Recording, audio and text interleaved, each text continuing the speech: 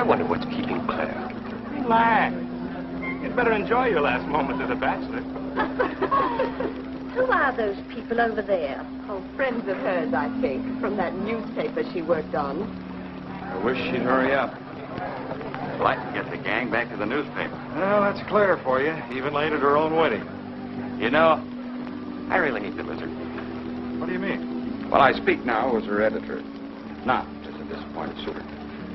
Claire'd never make a newspaper woman, and you know it. Oh, I don't know.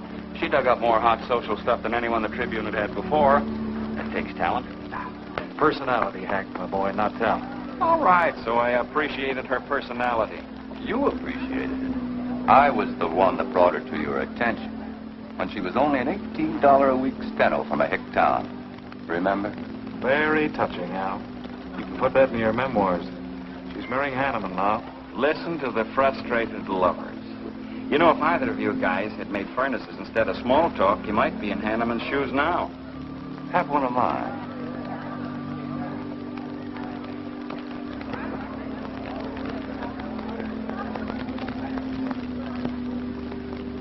We do have memories, don't we, Les?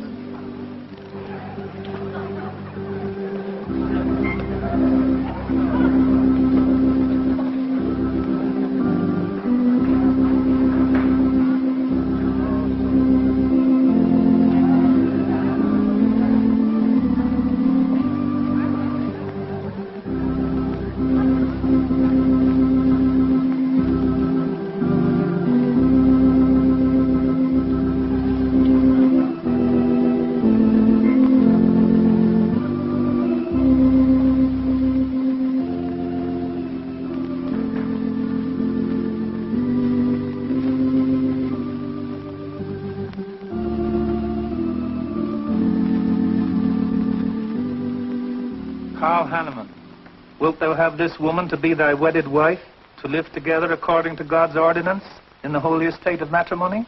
I will.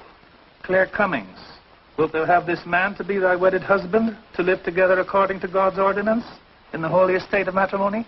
I will. I now pronounce you man and wife. You may kiss the bride.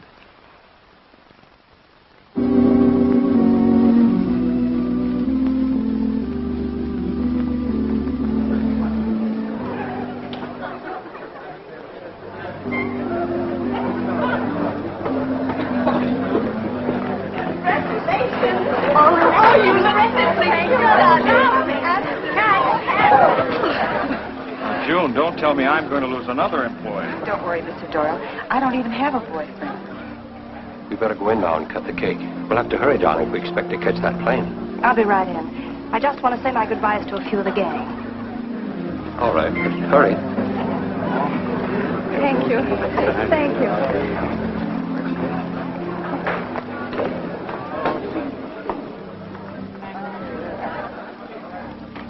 Guess who? Why did you come out here? Because I love you. Because you love me. Claire, you're crazy. Don't you know what those words meant in there? Let no man put asunder. No one can put us asunder less, you and me. Oh, I never could figure you out. Except that... Well, you make everything add up to spell Claire, don't you? Now, darling. You're even getting a sadistic kick out of having me at your wedding. Me and the others. But there are no others. Only you. I'll think about you on my honeymoon. I'll write you. Miss me less. I know you both will be very happy. I beg your pardon. Thank you. I'm ready with my cameras, Mr. Hanneman. I've been looking for Mrs. Hanneman. You haven't seen her, have you? I believe you'll find her on the terrace.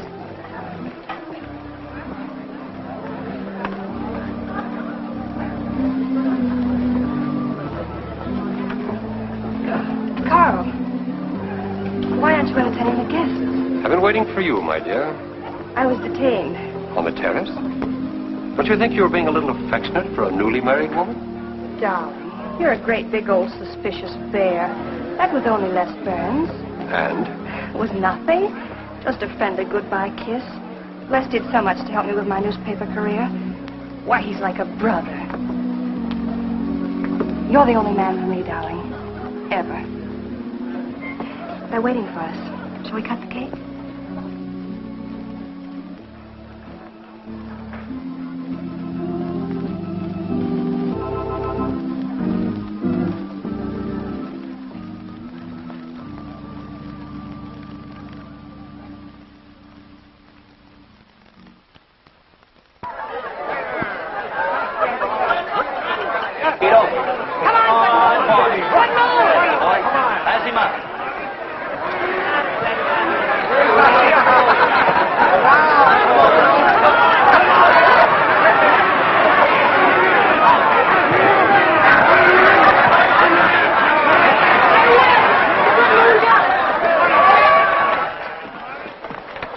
Wow. How much did he pay? $10.80. $10.80 for two. That's not bad. I win $540. Claire, you mean to say you bet $100 on that horse to win? Of course. In these places, you have to spend money to make money. You see now. I put $500 in the second race. High heels. Come on. Wait. That's being foolish. You're only out $100 if I do lose. It isn't the money. It's the principle of the thing. Principle? Carl, I don't understand you. With all you have. I've worked hard for what I have. Oh, I don't mean to be a tightwad. A little bet for fun is all right. But I have too much respect for money to throw it away on horses. Of course you're right. It was foolish of me to bet so much. Forgive me. Of course. Now, excuse me, I want to go cash these in.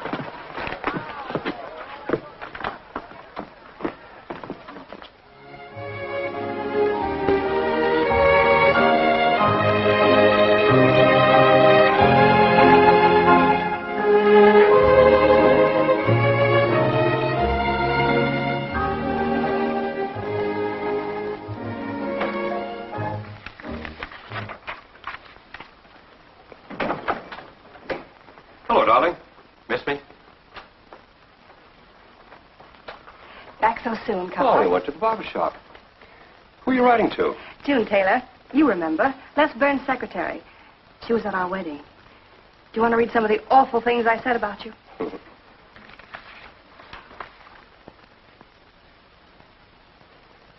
It's hard for me to believe that I'm so lucky as to have a woman like you in love with me. It's true, darling. Every word of it. I'm sorry, Claire.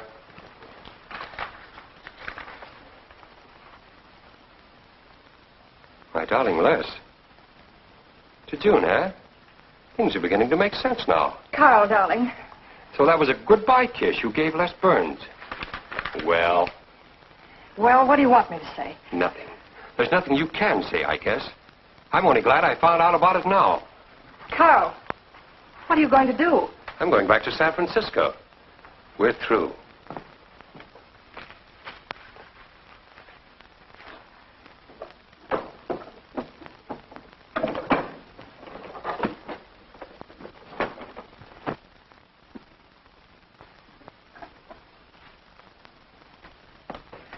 But what am I going to do, Carl? I don't care what you do. But I have no money. Thanks to your great generosity. That was enough for the week's hotel bill. You've got that money from the racetrack. Live on that. You'll not get another cent from me. Oh, no. I wouldn't be too sure of that. I'm your wife, Carl. There are community property laws in this state. It won't be that easy. It'll be very easy when I show this letter to the judge. And I'm starting divorce proceedings in the morning. Oh, Carl, darling, let's talk this thing over. It's so silly. Get out of my way before I forget myself.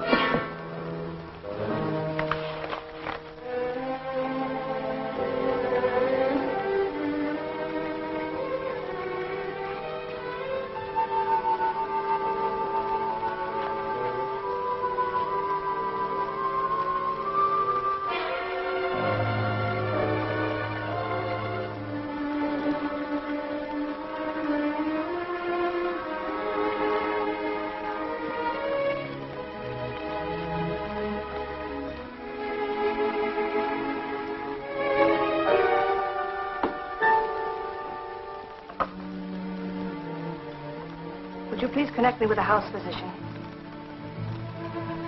Hello, Dr. Hastings? This is Mrs. Carl Hanneman, Bungalow 9. Could you please leave a prescription for some sleeping tablets for me at the drugstore? I'll be needing them right away. I'm turning in early. No, that won't be necessary. I'm going out for a bite to eat, and I'll pick them up later. Thank you.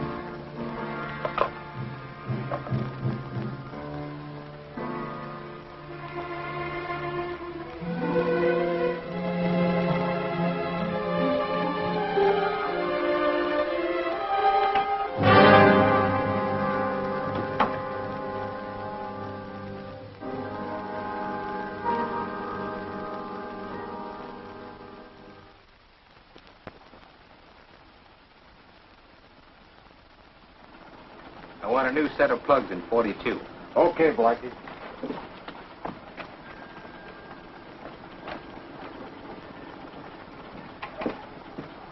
Are you Mr. Tellen? Yeah. I must reach San Francisco by tonight. I want to be back by morning. Can you make it? I can make it up and back if If what? this weather holds out and my fee is big enough. How much will it cost? $400.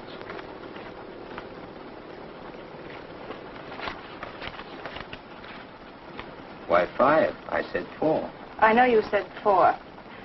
I never made this trip. You never saw me. Understand? Sure. I don't even want to know your name. I'm glad we understand each other. Perfectly. Now, if you wait over there, we'll be ready to leave in a few minutes. Hey, Jack, roll out 41 and let's warm it up. Right.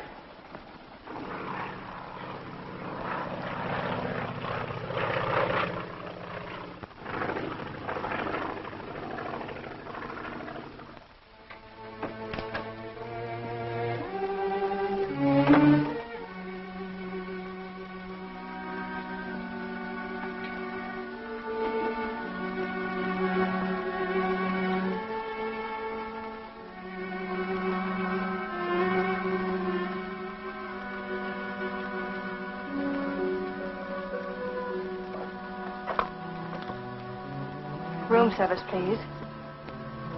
Hello. This is Mrs. Carl Hanneman, Bungalow 9. Would you please send a waiter over with the menu? Thank you.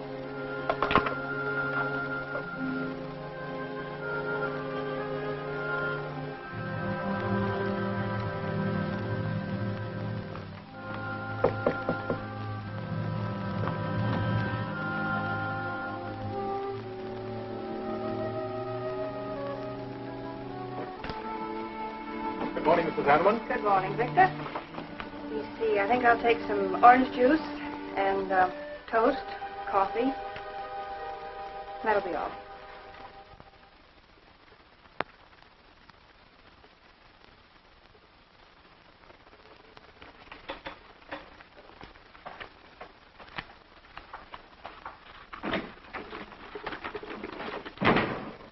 How was the ball game? That was no ball game. It was a track meet.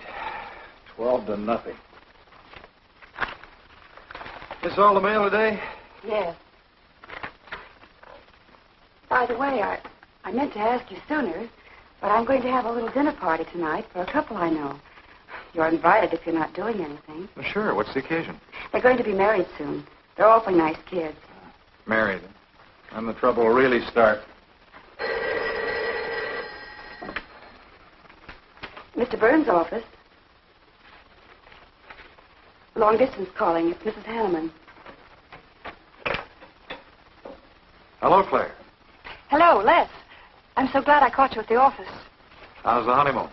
It was interrupted. Carl had to go back east yesterday. Business, he said. He wanted me to stay over, wait for him here. But I'm not. I'm coming back to San Francisco tonight.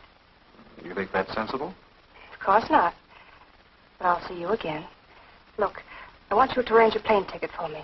Reservations are so hard to get at this end, it'll be easy for you. All right, Claire. I'll take care of it tomorrow. Tomorrow won't do. I'm coming home tonight. Okay, I'll wire you back on the time. I knew you'd help me. Be sure and meet me at the airport. I can hardly wait to see you. Goodbye, Les. Goodbye, Claire.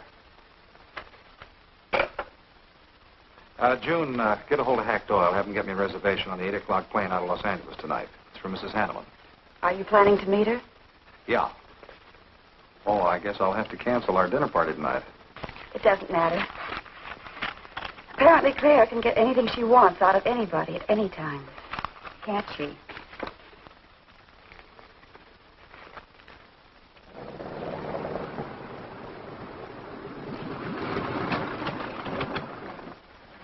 I never thought I'd be back with you so soon, darling.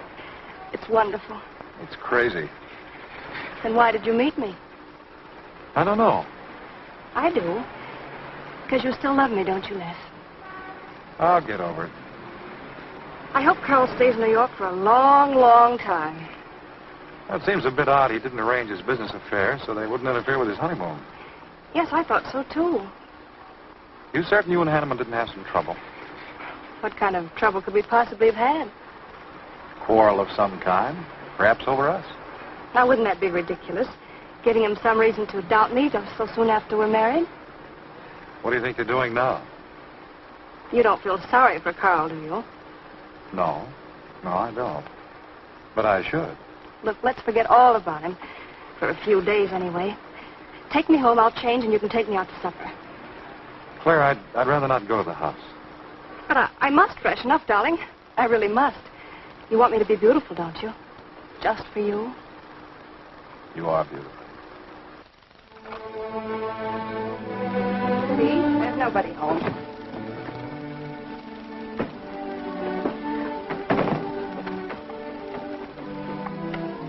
Wait in there, darling. I'll be down in a minute. Come here. Oh, darling.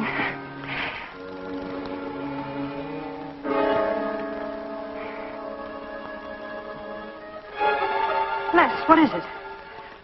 Stay here.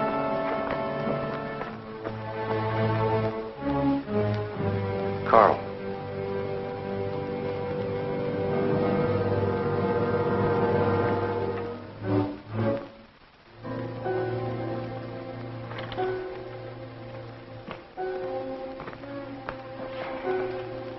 Suicide. But why? Oh, poor Carl. Claire, I thought you said he'd gone to New York. That's what he told me. I don't understand it. Why should he do such a terrible thing? You probably know as much about that as anyone. It's going to be one of the first things the police ask you. You can't stay here, darling. I'll take you over to Hack Doyle's. Where's your telephone?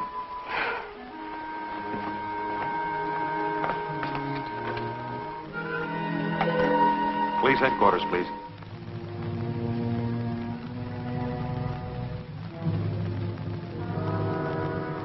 I thought of you and Hack right away, Mamie, and brought her over here. I hope you can put her up for tonight. Oh, of course. You can stay as long as you like, Claire. Thank you, Mimi. You're very kind. It's just too incredible. If he'd had any earthly reason. We were so happy. So very happy. And now there's... Oh, Hack, Claire's going to stay with us for a few days. Good. Plenty of room. The police are over there now. Murdoch said he'd stop by here later. You sure it was suicide? Fairly sure. The man in Hanneman's position, a beautiful wife and all that money? I don't get it. I don't either.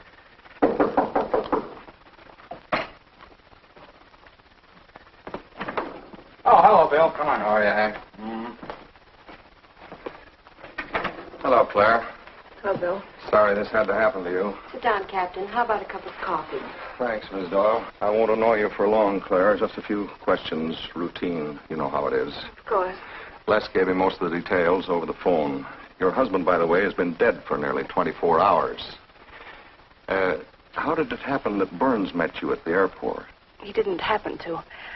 I phoned him from Los Angeles. How come? Well, I was arriving late and alone. I knew Les would pick me up. Do you have any theory as to why your husband came to San Francisco after telling you he was going to New York? No. I didn't know anything about the business. The gun, of course, was Hanneman's. We checked the serial number. Funny there are no powder burns on the coat. Bill, a suicide doesn't always press a gun against his body. In that case... There would be no powder burns, I know. Do you know of any reason why your husband should have taken his life? No, I don't. Anything wrong with his health? Not that I know of. But that could have been the reason. Had you quarreled? Oh, no. No, we never quarreled. Believe me, throughout every minute of our married life, we were supremely happy. An entire week, huh? Well, that's all for now. I may want to talk with you again later. Where will you be? Right here with us. Thanks. Bill, Yeah? you found fingerprints on the gun, of course. I mean, Hanneman's prints. Uh-huh. Clean as a whistle.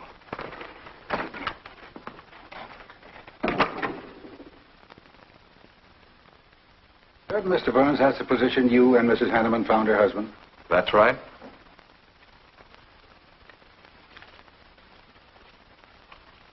One more question, Mr. Burns. Your testimony at the coroner's inquest said you touched nothing. That's true. Then how did you know the man was dead without feeling his pulse or heart? Mr. Chalmers, I've been around enough to know a dead man when I see one, especially after 20-some-odd hours. You assumed that Mr. Hanneman committed suicide. Why? Well, everything points to suicide. Not in my assumption, Mr. Burns. Mrs. Hanneman, you say you saw your husband alive on Monday afternoon, and then the following night, which was Tuesday, you saw him again. Yes, but he was dead. I've told you everything. You don't need a weather vane to see which way this wind is blowing. Was it customary for the servants to take a vacation whenever Mr. Hanneman left on a trip and leave the house empty? Well, I don't really know. I didn't give orders to the servants. Carl, Mr. Hanneman ran the house. I hadn't moved in yet. I see that you also assumed that this was a suicide. Naturally, it couldn't have been anything else. That's what Mr. Burns said. According to the police scientific detection laboratory, the pistol found near the body was the one used in the death of your husband. But they found no powder burns on the clothes of Mr. Hanneman, nor fingerprints of any description on the gun. Furthermore, it was brought out that Mr. Hanneman couldn't have fired the gun because in making certain tests of his hand for traces of powder marks, none was found. Just what are you driving at? Simply this. Carl Hanneman was murdered. But unfortunately, I haven't enough evidence to hold either of you. You were out of town, and your alibi was proven. You're free to go. But let me give you a tip. I'm not buying any suicide theory, so the case will remain open. See you later, Ed. So long, Hack.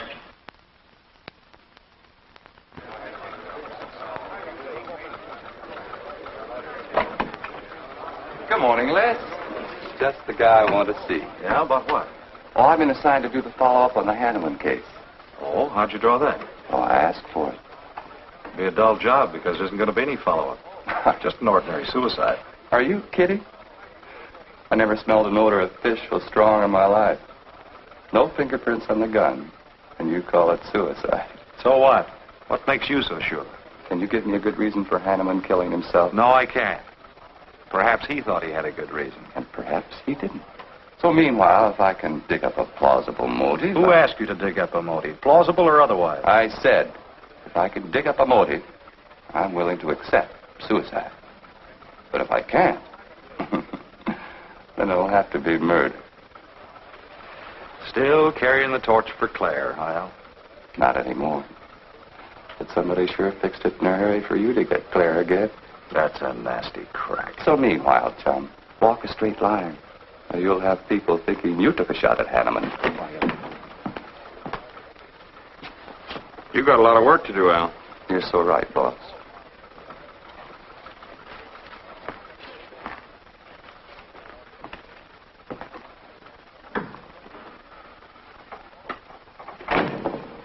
Sorry, Hack. How's Claire taking it this morning? I don't know. She's still asleep when I left. Les, I'm worried about this deal. Police aren't buying any suicide theory. Is that why you put Herrick on the story? Maybe. He might dig up a suicide motive. What's your slant? Well, Hanneman killed himself. Nice try, Hack. You're about as subtle as a punch in the nose. You think Hanneman was murdered, don't you? Maybe I'm protecting someone. It's possible. But I'd like to protect someone if it isn't suicide. Like who? Like you. Who had a better reason? Hanneman's death meant that you'd get Claire back and $1 million odd. That makes sense to a lot of imaginative characters around this town. I don't believe it for 1 second. But I still think it's safer to sell the suicide theory if Harry can dig it up.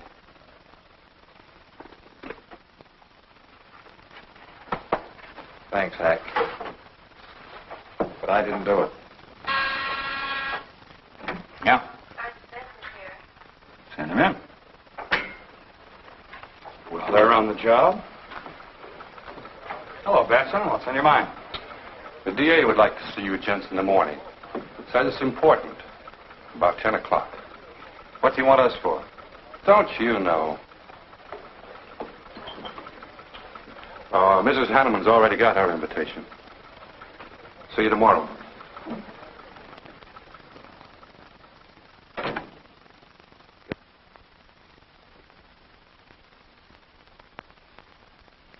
Eric really revels in pouring it on.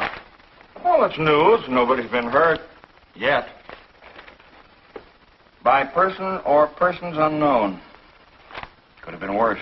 The DA certainly tried hard to tag it on somebody. Tell me, Hack, do you think that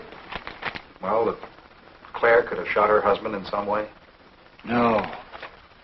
She was in Los Angeles the night he was killed. DA couldn't shake that, and...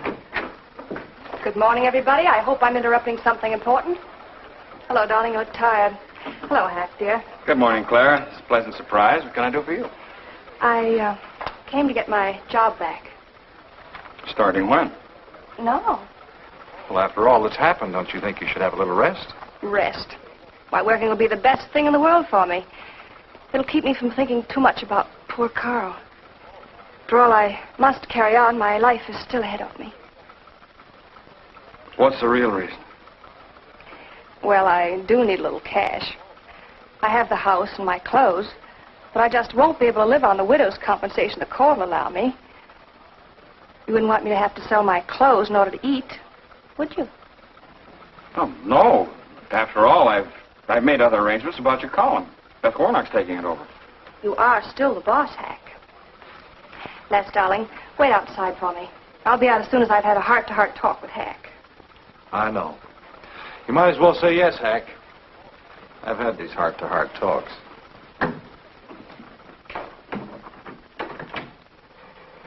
You will let me stay, won't you, Hack?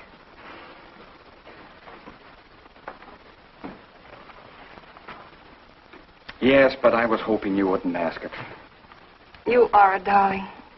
Listen, Claire, you stick to the job and no playing around. There's enough trouble here now without you adding to it. I don't know why you talk like that. I'm serious about it, Hack. I'll work hard. For your sake, I hope you do. You are a dear. See you later.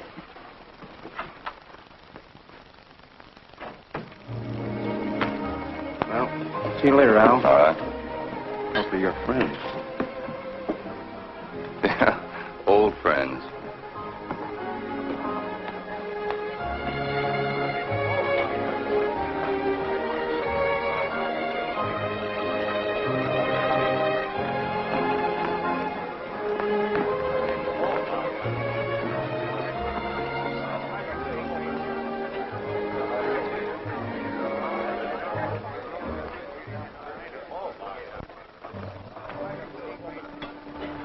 Two martinis, please.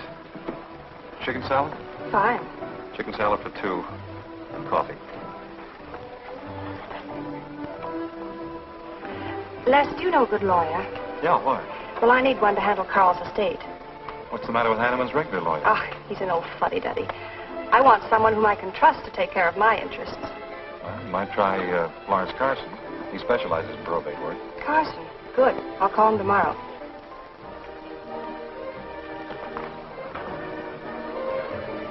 Do I know that man over there? You should. It's Stanley Mason. Our paper's backing him for Congress. Of course. Why, the pictures on his campaign posters don't do him justice. You know, I never could figure that guy. Every time I see him, he's with a different girl. So? Oh, we'll have 4 Manhattans. Make them half French and half Italian vermouth. We'll order later. I'll look after them personally, Mr. Mason. Thank you. Stanley, Isn't that Hanneman woman over there? Yeah, she's very attractive, isn't she? Well, if she likes the type. Why wouldn't he be a good man to handle the estate? No. He's too tied up with his election campaign. What are his chances, Les? I'm going to Washington. Pretty good. Why? That makes him important. I've got to have someone with influence. He looks like the kind of a man who could get things done quickly. Capable enough, I suppose. Probably make a good representative. Personally, I just don't go for him. I want you to introduce me to him. You can do better. Oh, darling, don't be stubborn. I want to meet him. When you want something, you want it right now, don't you? You know what I really want, Les. I know. A fine old name like Hanneman, carload of dollars, social position, the tops. You're forgetting the most important thing. Am I? You see, that's just the frame. You're the picture in that frame. What's that about a frame? Sergeant Benson, won't you join us? No, but Burns here can join me. Been looking all over for you. The captain wants to have a little chat. Now. What is this, a pinch? No, just an interview. It won't take long. It's too bad you couldn't have found me at 10 o'clock this morning. I was in a dentist's chair. I'm sorry, Claire. It's all right, darling. I'll wait for you here.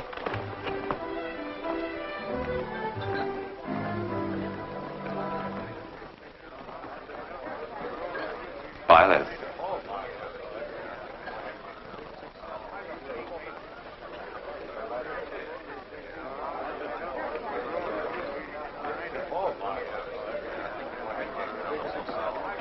Hello, Al. Don't tell me they finally grabbed Les for murder. Wouldn't you like to hear me say yes? Yes. Well, don't stop the presses. Yet. You're the most composed dame I ever saw. I don't believe you give a hoot whether this case ever gets solved. Oh, but of course I do. Really. Say, Al, how well do you know Stanley Mason? Quite well. I've planted some of his propaganda. You can do me a favor. A big favor. I want to meet him. Might be a good idea. I remember I once introduced you to a fellow by the name of Les Burns. Promptly lost you. Excuse me.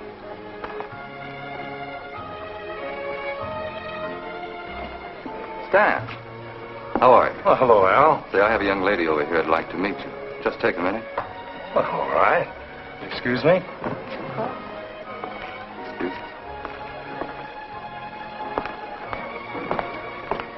Claire, this is Stanley Mason.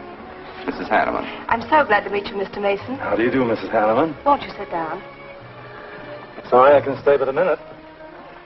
I know you think me rather forward, but being an attorney, you can understand my predicament. I'm desperately in need of someone to administer my late husband's affairs. I thought perhaps you could help me.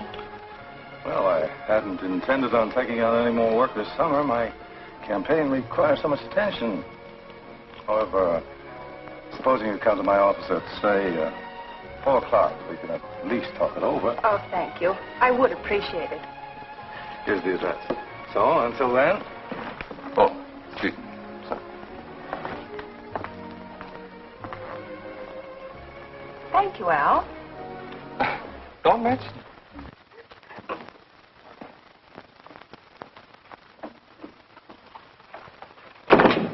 I found him, Cap.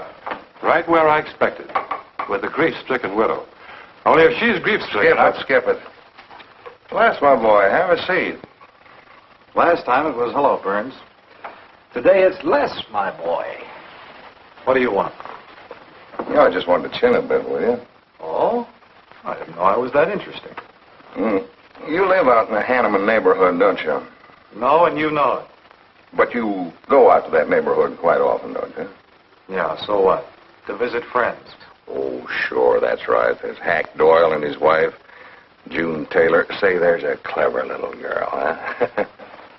Your secretary, huh? Since when have you become so interested in my secretary? I thought you were a happily married man. Weren't you out in that neighborhood the night Hanneman was shot? Monday night? No, I wasn't. I played gin rummy with the boys in the press room. Went home to bed about 10 o'clock. You read the testimony, did the checking. Come on, Murdoch, what's on your so-called mind? Funny, we can't find any record of where you were between 10 o'clock and 8 the next morning when you had breakfast at Drake's coffee shop. Nobody saw you around your apartment house. Nothing so strange about that. People in my neighborhood mind their own business. I spent the night sleeping. You got an edgy temper today, Les. Aren't worried about anything, are you? I'm annoyed. Until you and the DA get this thing settled, nobody will get any rest. We may have the answer quicker than you think. The police expect to apprehend the criminal within 24 hours. Shall I quote that? You can write out the gags, Burns. You've been crazy about Claire for a long time, haven't you? That's right. You thought she was going to marry you. Then she married Hanneman. That must have been quite a jolt. I won't deny that either. So you must have been pretty sore at Hanneman for beating your time. All right, I suppose I was. You know, Burns, you've given out with all the motives a man needs for killing another. You don't need motives, Murdoch. You need evidence. Evidence? You just told me that you weren't near the Hanneman home last Monday night. I wasn't. And how do you account for your cigarette case being found on the Hanneman garden, still wet from Monday night's rain? I don't have to account for anything. To throw cold water on your mastermind, I tossed that away right after the wedding. Anything else you want to know? No, that's enough. Next time, be more careful when you talk to the captain. Listen, Mr. Benson. If I've hurt the captain's feelings or yours, arrest me. Then I can sue and you'll be back writing tickets for jaywalkers.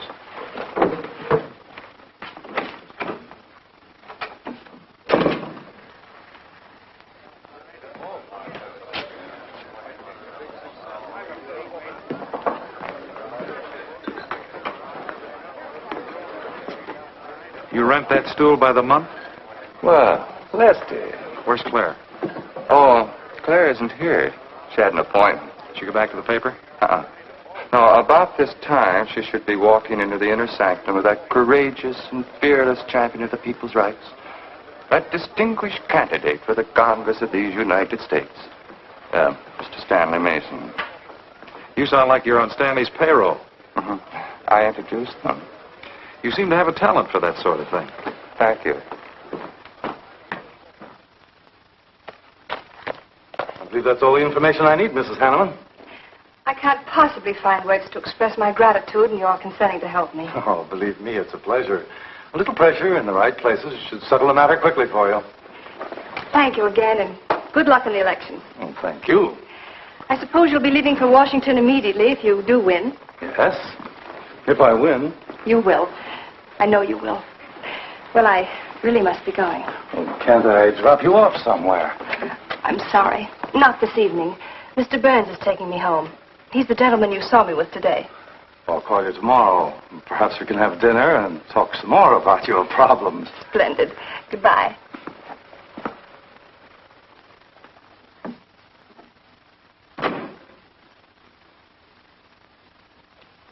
Look, Claire, don't you think you ought to stay over at Hackdale's a little longer? Might be unpleasant. Oh, don't be ridiculous. Come on. Oh, Roberts. Good evening. Good evening, Mrs. Hanneman. We weren't expecting you home. We've made no arrangements for dinner. I've had dinner. Please take my bags to my room, and you and Christine take the evening off. I shan't be needing you. Thank you. Oh, Mrs. Hanneman, I just wish to say on behalf of Christine and myself that we're pleased that you're home, and we'll do everything we can to make you happy. Why, thank you, Roberts.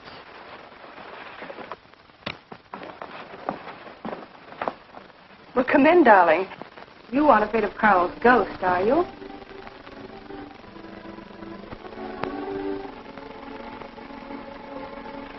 You'll never be happy here, Claire. Nonsense. I've done a little refurnishing. Well, that ought to help a little. Les, what did Murdoch want with you? You had an idea I might have paid a visit here Monday night. You didn't, did you? Of course not. It also seems I had a motive to kill Carl. Of course you did. If you were that kind of a person. Murdoch's only fishing. Well, he knows I've been in love with you for a long time. I told him. You told him? Why not? It's true. You want them to keep working on you, so they'll stay away from me. That's it, isn't it? Yeah, that's it. I said I'd stand by. And you have. And I love you the more for it. You know I do love you, don't you, darling? I think you do, Claire. In a peculiar, mixed-up sort of way. I never should have married Carl.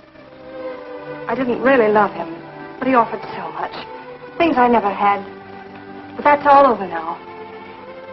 No, it's not all. And it won't be until they find his murderer. They will. And there'll be nothing to keep us apart again. Ever.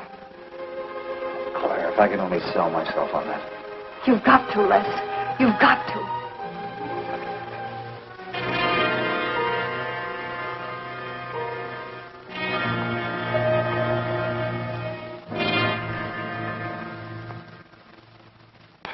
That little tidbit straight from the horse's mouth brings us to the 3:00 mark for today. See you around about this time tomorrow. Les Burns. You're pretty sharp today. That's the best column you've done in 2 weeks. Thanks. You say so, it must be all right. Hi, Pat. Hello, Harry. Hear about your girlfriend? They dragged her in this day, Murdoch and the DA gave her quite a going over. Lawyers charging to the rescue, Les. Stanley Mason already beat you to it.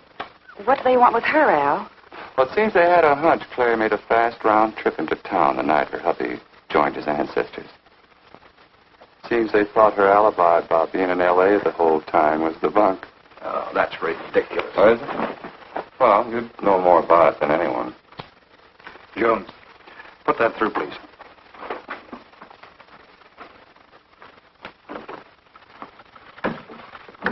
Okay, Al.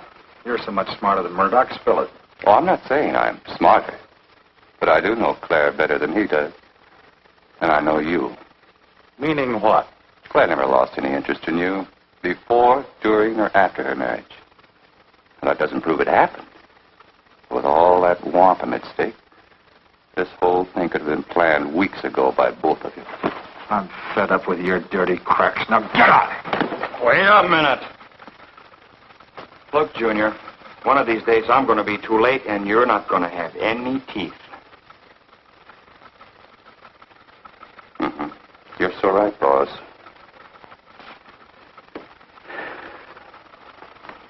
What's wrong, Les? Nothing. Forget it. The way you want it? If anybody wants me, I've gone for the day. Have one for me, too.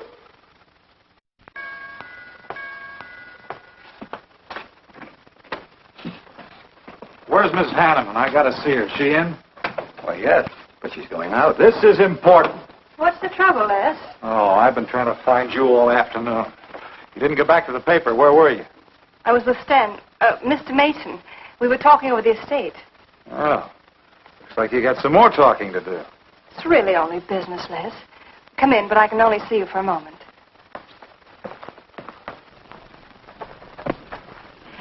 You've taken on quite a package tonight, haven't you, Les? Oh, I've had a few drinks. Sitting over at Renard's. Been thinking things. Crazy things. About me? Yes, you. Murdoch and the DA asking you all those questions. Nothing to be disturbed about. I'm not so sure. Why do you say that? Were you in this room Monday night? What? Why, you know I wasn't. I don't know anything. But I wouldn't lie to you. Have I ever, Les? Claire, there's only two people who could have profited by Hanneman's death. I'm one of them. You're the other. Why, how dare you come in here accusing me? You only married Hanneman for this. You've admitted it a dozen times. But I didn't kill him. How can you even think it? I didn't kill him. I didn't say you did. But if you know anything, you've got to tell me. Were you in this room Monday night? No. You might have come in, seen someone. I've got to know. Stop shaking me. Then tell me the truth. Let go of me. I thought you were going to stand by me. Why, you're drunk. I'm only trying to help you and me. Ha. Help me. You're accusing me of murder. How do I know you didn't kill him? You were in town. Claire. I've as much right to accuse as you have. But I'm not accusing you. Get out of this house. I once said I couldn't figure you out. I can now. You're not a normal woman. You're not warm. You're cold, like ice. Yeah, like ice. Blonde ice. Get out of here.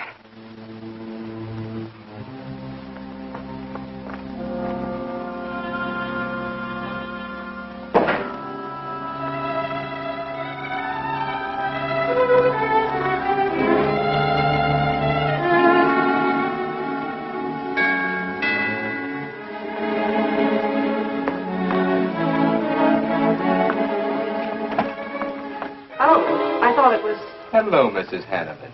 I don't believe I know you. Sure you do.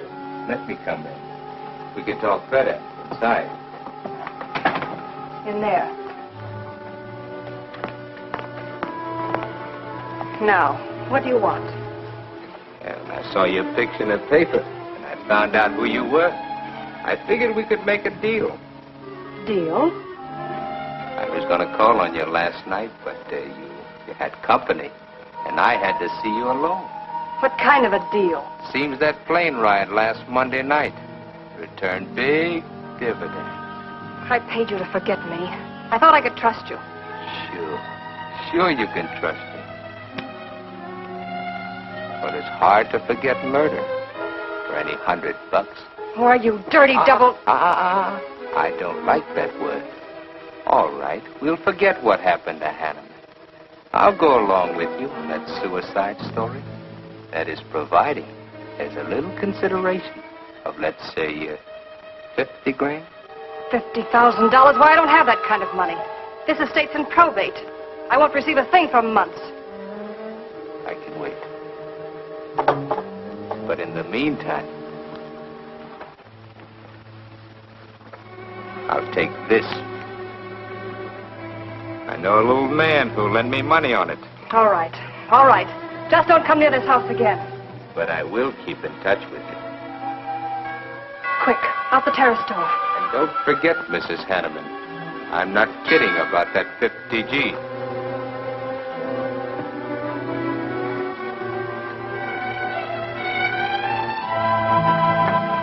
I'll get it, Roberts.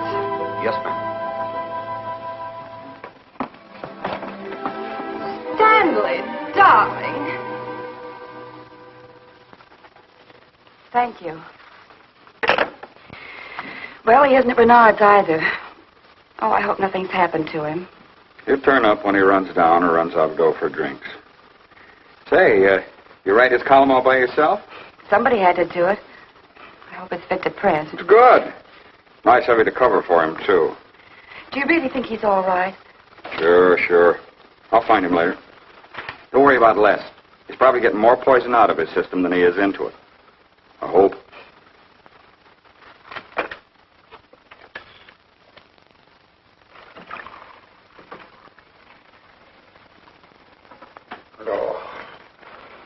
Oh, June. Oh. See if you can give me another head, will you? This one's not going to do me much good. You certainly had a little trip for yourself. I guess so. What day is it? Tuesday.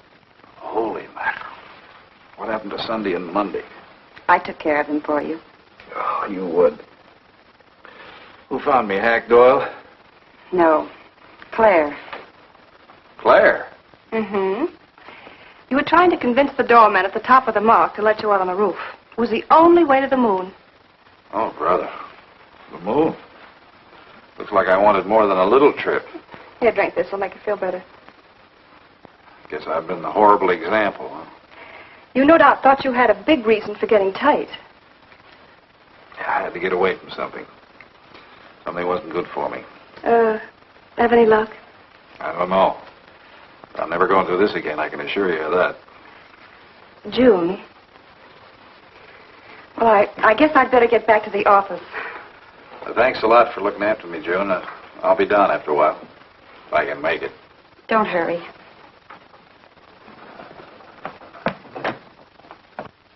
Les, I wonder which hangover you'll recover from first.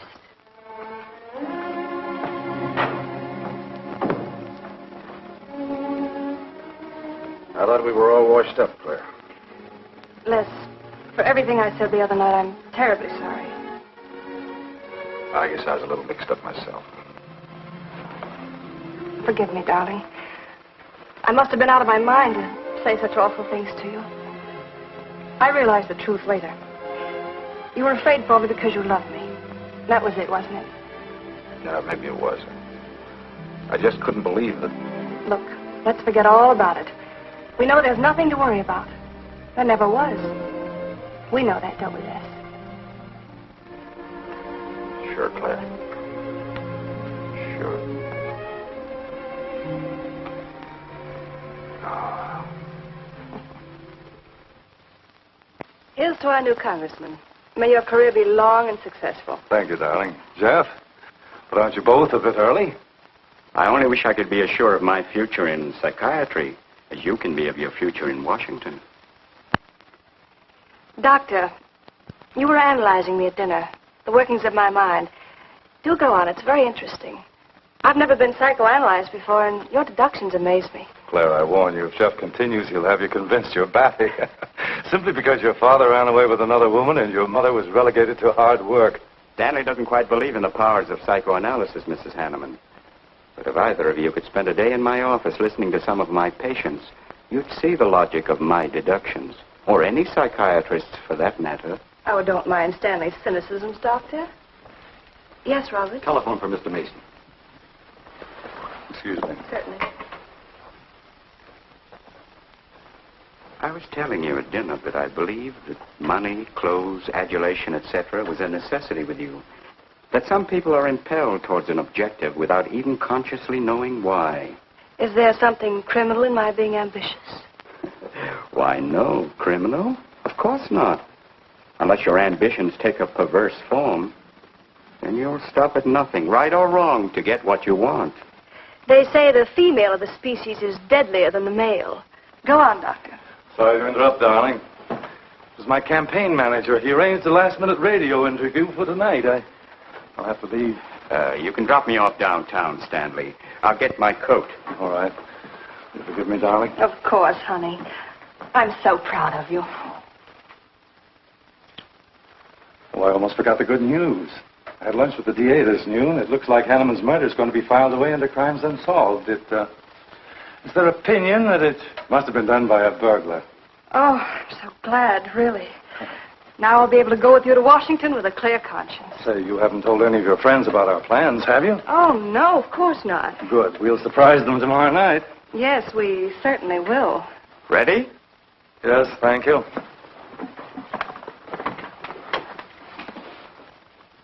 Good night, Claire. Good night. Mrs. Hanneman, please don't take my mental probing too seriously. You're a very charming hostess. So don't worry. I never worry. Good night. Good night.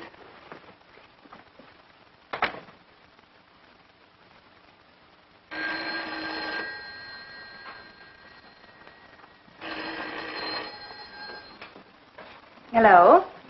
Yes, this is Mrs. Hanneman. That's all right, Roberts. I'll take it. Hello? Who? How dare you call me here? I had to. I'm in a jam. I need some dough, and you've got to help me. The estate isn't settled yet. I told you I don't have any money. Don't give me that. You're a smart girl, and if you haven't got it, you know where you can find it. I need at least a couple of grand now and tonight, or else I go to the cops. I got nothing to lose. I have about $700 cash in my jewelry. All right, bring it along. Meet me at the end of the Oak Valley Road. Be there in 20 minutes.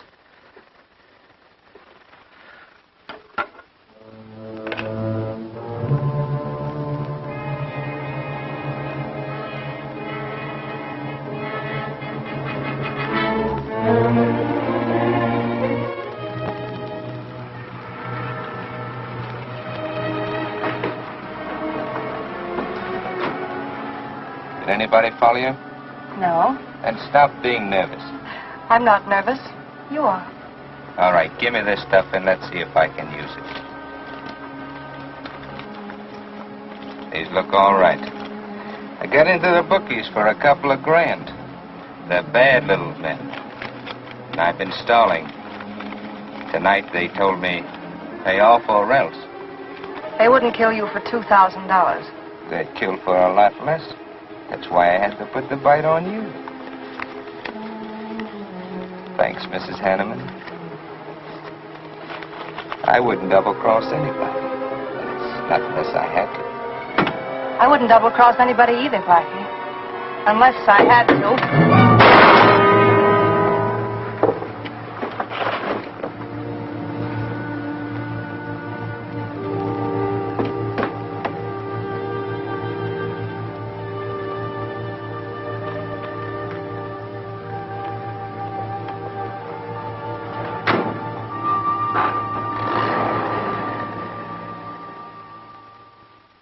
First returns have been received from the 12th precinct.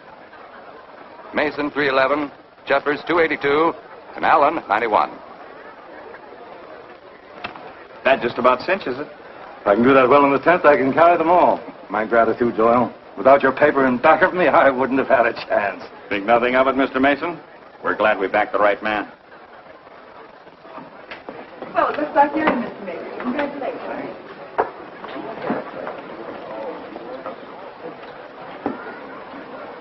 Seen Les and Claire yet tonight? No, I guess she's waiting to make her grand entrance. It's about 100 times you've asked for them, huh? What gives? Nothing?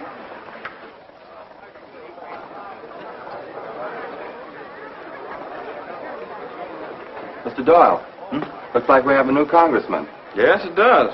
I'm sure he's going to be a good one. I hope so. We backed him. Hello, Claire. Hi, Les. Hi, Hank. Oh, good evening, Claire.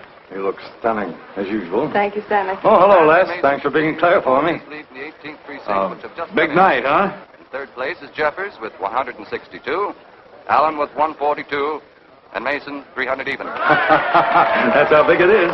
Come on, Claire. I want you to meet some folks. You'll find drinks in there.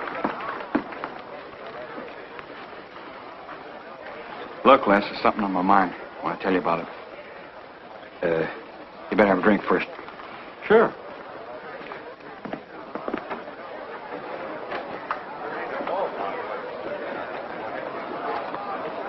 Hi, folks. How's the brawl? Well, at least the liquor's good.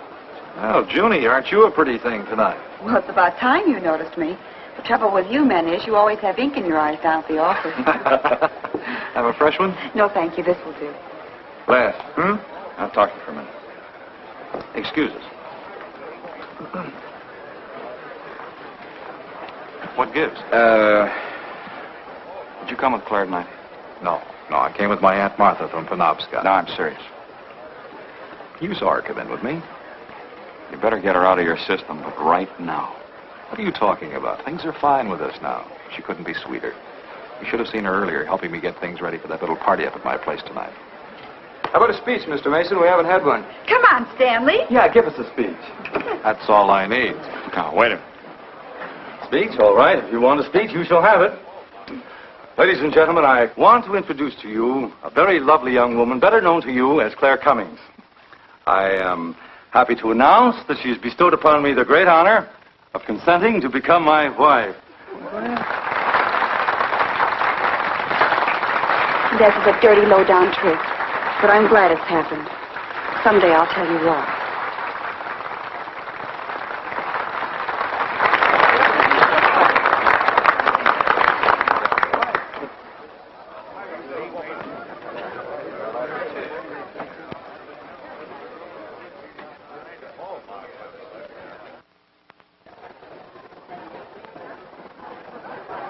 All the Thank best you, in the world, my dear. That was quite a speech you made, Stanley. Surprised, Jeffrey? Aren't you going to congratulate us, Doctor? It's customary. Hate to take you away at this moment, Stanley, but there's something I must talk to you about. It's important. But of course, Jeffrey. Will you excuse us? I know you'll enjoy living in Washington. When do you plan to have the wedding?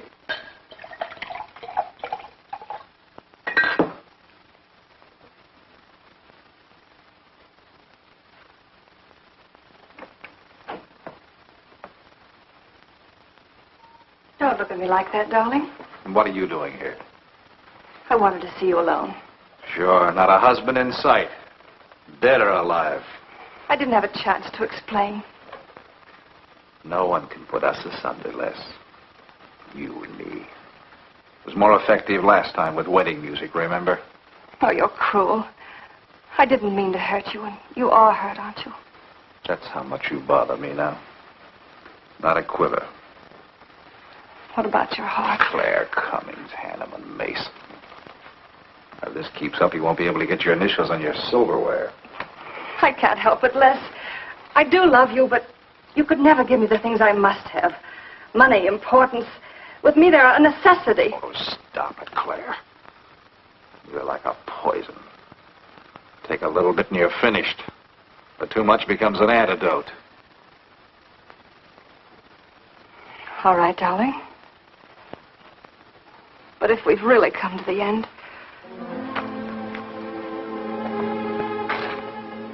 Stanley. Do you mind, Burns? I'd like to say something to my fiancée alone. Not at all, Mr. Mason. Not at all. Go right ahead.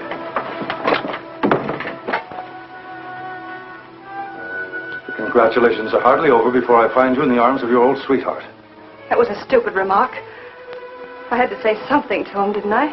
So you didn't tell him earlier. You said you were going to? Well, I couldn't find the words. Is that why you're angry? Oh, darling, let's not quarrel. We can do that after we're married. There isn't going to be any marriage. What are you saying? I'm afraid we've made a mistake. You can't mean that. What'll my friends think? I couldn't stand the humiliation. Oh, you'll get over it quickly enough, as quickly as you did your other marriage. Why are you talking this way? What did that phony doctor tell you? That's not important. We've made a mistake. Now let's forget it, shall we? But you can't throw me over. I've looked forward. I've planned. You're taking me to Washington with you. Away from these people, these memories. I've got to go with you, Stanley. No, I'm sorry. It's final. You ought to see a doctor, Claire. A doctor like Jeff. I looked for you at the party after he talked to me. I merely wanted to ask you something. Doyle told me where I'd find you, but I didn't believe him either. But finding you here proves many things. You're not well, Claire. All right. I didn't mean to crack up. At least we could have a farewell drink together. No hard feelings, really. Why don't you fix some for us? I must say you're being regular about it.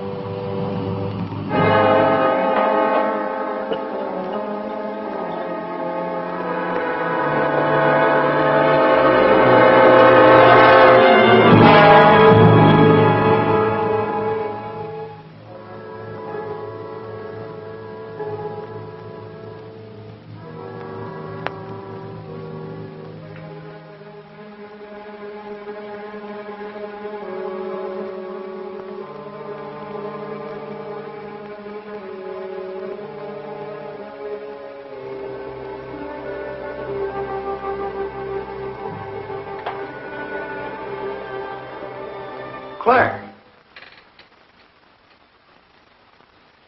What have you done? I did nothing. You killed him, Les. I killed him?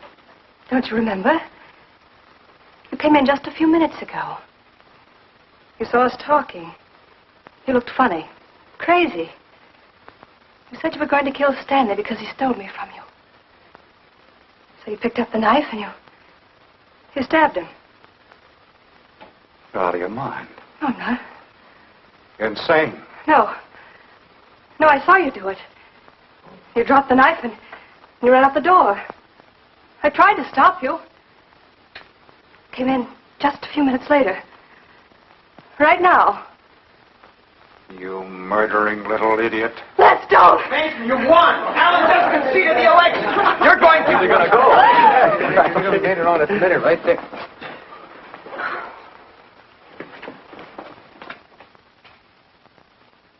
So you see, Doctor, the evidence is really stacked against Les Burns. I and the others feel that he's absolutely innocent. Now, I asked you down here to see if there wasn't something you could do to help us prove Les is innocent and Claire's guilt. Because just as sure as my name is Hack Doyle, she's framed him. I agree with you 100%.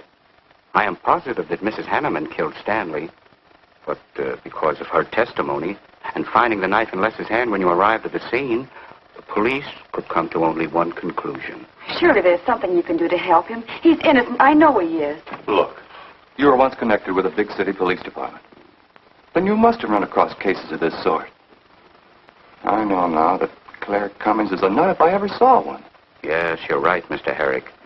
I'll at least have a try at it. I'm just as interested in finding Stanley's murderer as you are in proving Mr. Burns' innocence. Now, I have a plan that might break her down.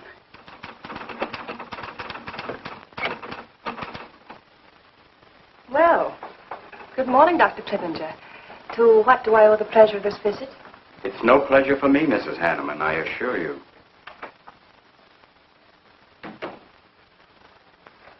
I just came to ask one question. Why did you kill Stanley Mason? What? How ridiculous you are, Doctor. Am I? You see, I had a talk with Stanley last night concerning your betrothal and advised him against it.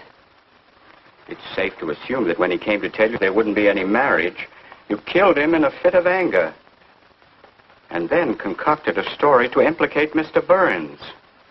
It's the most absurd accusation I ever heard. You seem to forget that Les Burns' fingerprints were found on the knife and that he was seen standing with it in his hand. But please have all the facts, Doctor. Not all of them. All they need to convict Les Burns. Do you mind if I finish my column? No. Why, no.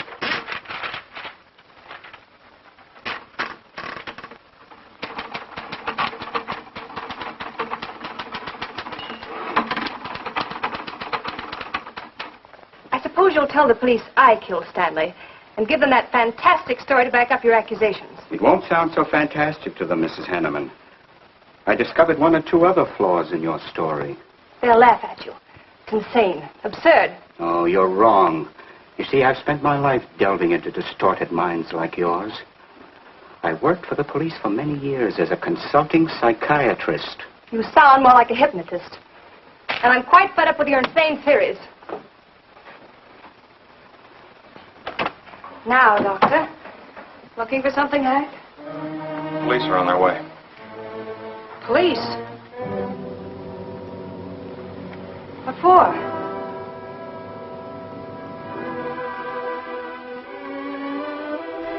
Oh.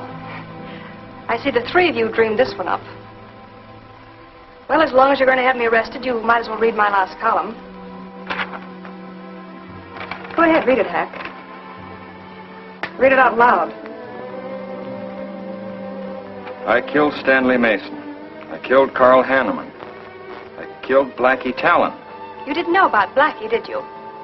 You hid that story on page 5. Unsolved robbery and slaying. I killed Stanley Mason because he no longer wanted to marry me. Stanley Mason was the top of the ladder for me.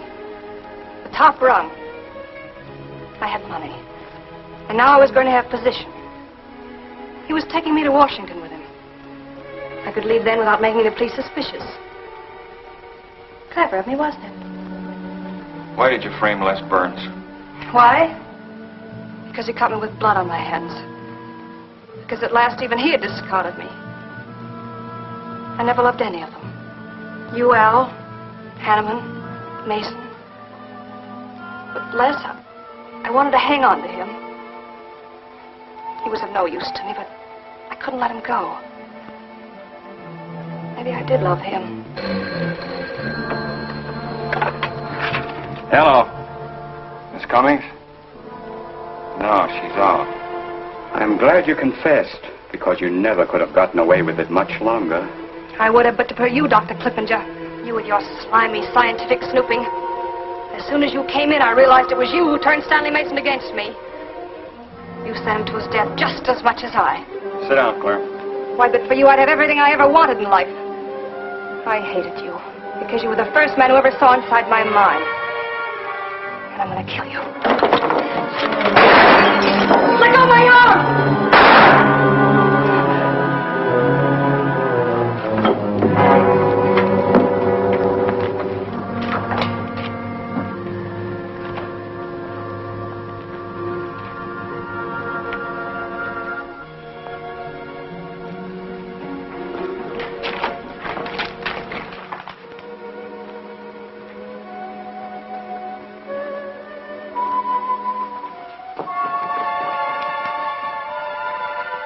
You were a little late, Murdoch.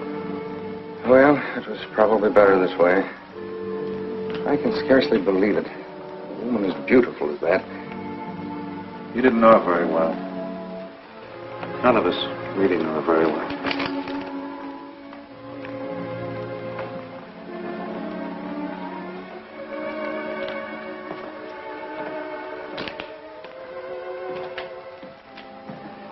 She wasn't even a good newspaper woman.